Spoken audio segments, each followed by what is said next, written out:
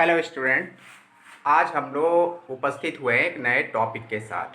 आज का जो हम लोग का टॉपिक होगा वह इंटर सेकेंड ईयर के इलेक्ट्रिक पोटेंशियल के अंतर्गत होगा। आज का जो हम लोग का टॉपिक है वो है क्या? आज का टॉपिक है किसी वैद्युत द्विध्रुव के कारण, यानी किसी द्विध्रुव के कारण किसी बिंदु पर वैद्युत विभव कितना होगा। यानी हम लोग यहाँ पर ध्यान रखेंगे electric potential due to an electric dipole at any point. यानी ये हम लोग का ए बी कोई वैद्युत द्विध्रुव है जिसके बीच की दूरी जो है 12 है, जो अत्यंत सूक्ष्म है। अब इस द्विध्रुव को हम लोग ने क्या किया है, यानी जो हम लोग का निर्देशांक ज्यामिति में जो अक्ष है, तो ये द्विध्रुव जो है मूल बिंदु पर रखा गया है। यानी हम लोग ने वैद्युत द्विध्रुव को बिंदु यानी मूल बिंदु 0,0 पर रखे हुए हैं। और ये कोई पॉइंट है P जहां हमें वैद्युत विभव की गणना करके देनी है। यानी इस द्विध्रुव की सहायता से बिंदु P पर जो होगा वैद्युत विभव जो होगा कितना होगा, इसकी हम लोग आज कल्पना करके चलेंगे।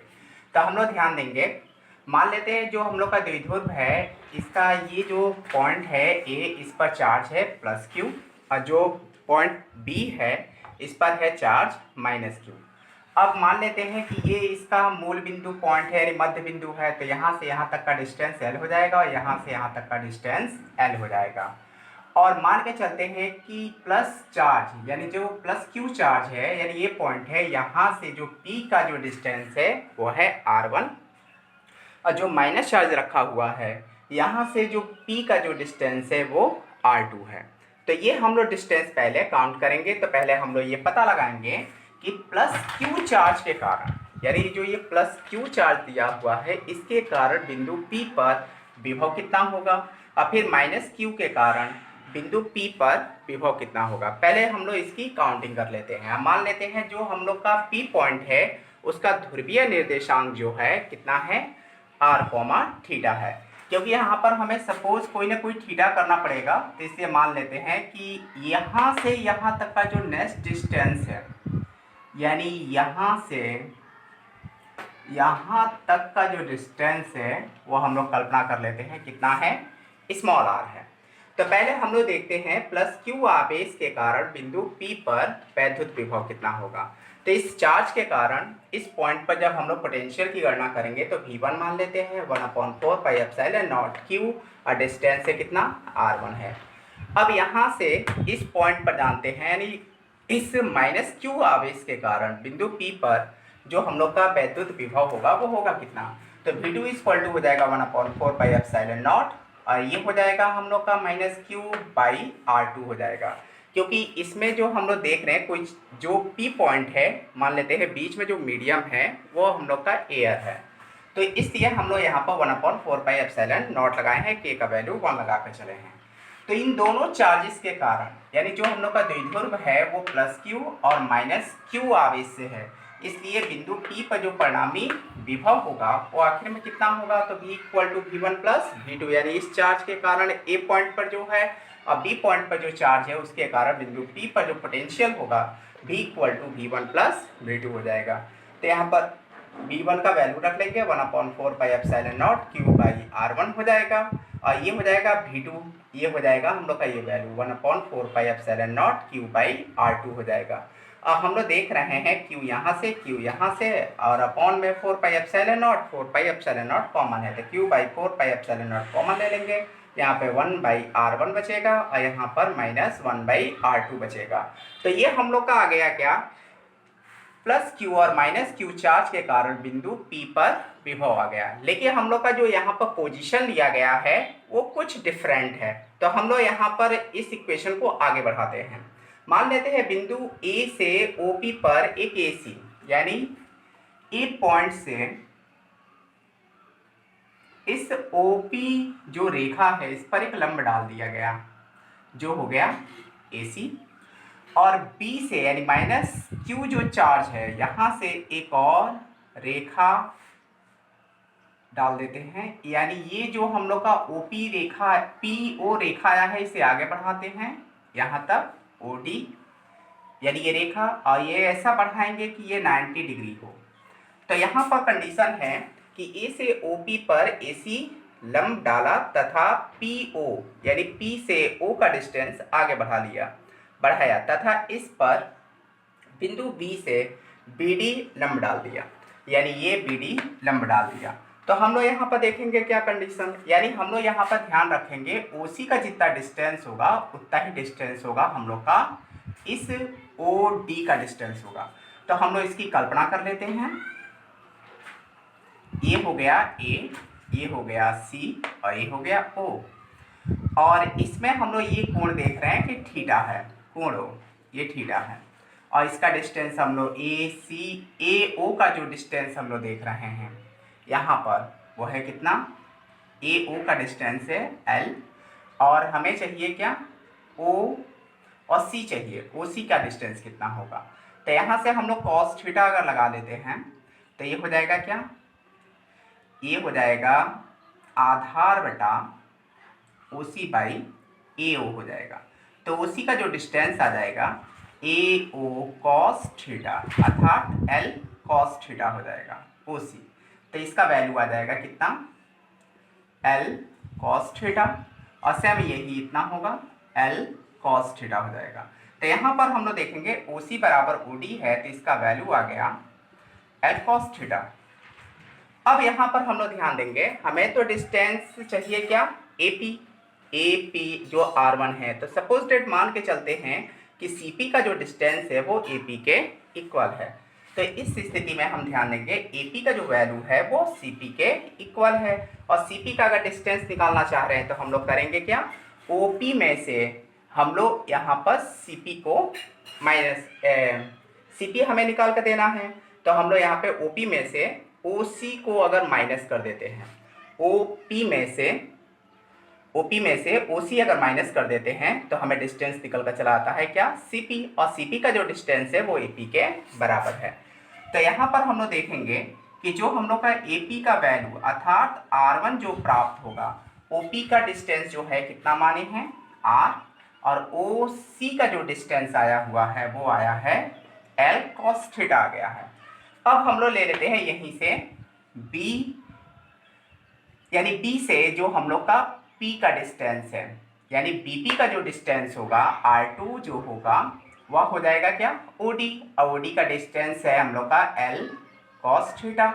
और जो OP का डिस्टेंस है O से P का डिस्टेंस जो है R हो जाएगा। तो इस तरीके से हम लोग ने R1 और R2 का वैल्यू निकाल दिया। और जैसे ही R1 और R2 हमें प्राप्त हो जाता है तो इस वैल्यू को हम लोग इक्वेशन फर्स्ट में रख लेते हैं। तो यहाँ पर हम लोग ध्यान देकर चलेंगे। अब समीकरण 1 से तो V इक्वल टू हो जाएगा Q by 4 pi epsilon not, और ये हो जाएगा 1 बाई R1 का जो वैल्यू है वो हम लोग के पास दिया हुआ है R minus L cos theta. और जो हम लोग का यहाँ पर R2 का वैल्यू है वो है कितना, R plus L cos theta हो जाएगा। अब यहाँ से Q by 4 pi epsilon not, इसका एलसीएम बना लेंगे तो R minus L cos theta और R plus L cos theta हो जाएगा। तो इसका इससे मल्टीप्लाई और इसका इससे मल्टीप्लाई हो जाएगा तो R plus L cos theta, ये हो जाएगा R, ये माइनस माइनस प्लस हो जाएगा L cos थीटा हो जाएगा। तो यहाँ से ये कैंसिल हो जाएगा तो ये हो जाएगा 1/4 पाई एप्सिलॉन नॉट हो जाएगा, ये हो जाएगा Q, ये दोनों ऐड हो जाएंगे तो 2QL cos थीटा, ये हो जाएगा R square minus L square cos square theta हो जाएगा। तो हम लोग यहाँ पर देख सकते हैं ये कोष्टक में घट रहा है, एक में जुड़ रहा है, तो ये हो जाएगा A square minus B square हो जाएगा। तो यहाँ पर जो हम लोग का पोटेंशियल निकल कर चला आएगा बिंदु P पर वो हो जाएगा V equal to 1/4 pi epsilon naught 2QL cos theta pi R square minus L square cos square theta हो जाएगा। लेकिन यहाँ पर ध्यान देकर चलेंगे कि हम लोग देख रहे हैं कि जो L का वैल्यू है, L बहुत ही सूक्ष्म दूरी है और R जबकि लॉन्ग डिस्टेंस है, इसलिए हम लोग यहाँ पर ध्यान देंगे यदि R square is very greater than L square cos square theta के तुलना में। तो इस स्थिति में L square cos square theta को हम लोग जीरो कर देंगे। तभी equal to 1/4 pi epsilon naught, I हो जाएगा 2QL cos theta by R square हो जाएगा। अब हम लोग जानते हैं जो वैद्युत द्विध्रुव का आघूर्ण होता है, वैद्युत द्विध्रुव का आघूर्ण जो होता है हम लोग पढ़ चुके हैं, P = 2QL हो जाता है। तो इसमें वैल्यू रख सकते हैं 1/4 पाई एप्सिलॉन नॉट, आइए हो जाएगा P cos theta by R square हो जाएगा। तो इस तरीके से हम लोग क्या कर सकते हैं, इस डाइपोल की सहायता से बिंदु P पर कितना हम लोग का वैद्युत विभव बनता है इसकी हम लोग गणना कर सकते हैं। अब यहाँ पर हम लोग ध्यान देते हैं, लोग केस बना लेते हैं। यानी हो सकता है कि जो हम लोग का P पॉइंट हो, यानी हम लोग भी यहाँ पर काउंट कर चुके हैं 1/4 पाई एप्सिलॉन नॉट, आइए हो जाएगा P cos theta by R square, ये हम लोग ध्यान रखेंगे। अब हम लोग ये देखेंगे, हो सकता है कि ये जो P पॉइंट हो वो सीधे आगे आ जाए, यानी यहाँ से इस सीध में आ जाए, यानी देखा जाए तो अक्षीय स्थिति में हो जाए। अब हो सकता है कि ये P पॉइंट जो है 90 डिग्री का कोण बना ले, यानी इस पॉइंट से, यानी द्विध्रुव से। तो इस स्थिति में दो केस हम लोग का बन जाएगा। जो फर्स्ट केस होगा अक्षीय स्थिति के लिए, अक्षीय स्थिति के लिए हम लोग थीटा रख लेंगे यहाँ पर 0 डिग्री, जब P पॉइंट द्विध्रुव के सीध में होगा। तो यहाँ पर V = हो जाएगा 1/4 pi epsilon naught P cos 0 degree by R square. तो V = 1/4 पाई एप्सिलॉन नॉट, आइए हो जाएगा P बाई आर स्क्वायर हो जाएगा, फर्स्ट केस हो जाएगा। और सेकंड केस निरक्षीय स्थिति के लिए, निरक्षीय स्थिति के लिए तो थीटा = हो जाएगा 90 डिग्री। तो V = 1/4 pi epsilon naught P cos 90 degree by R square. अब cos 90 का वैल्यू 0 हो जाता है, इसलिए यहाँ पर पोटेंशियल कितना बनेगा, 0 बनेगा। आइए हम लोग पहले ही देख चुके हैं कि निरक्षीय स्थिति में पोटेंशियल 0 होता है और अक्षीय स्थिति में जो हम लोग का पोटेंशियल बनकर आता है वो हो जाता है कितना, V = 1/4 pi epsilon naught P by R square हो जाता है। तो इस तरीके से अगर पेपर एग्जाम में देखा जाए तो इस प्रकार के क्वेश्चन हम लोग के एग्जाम में पूछता है।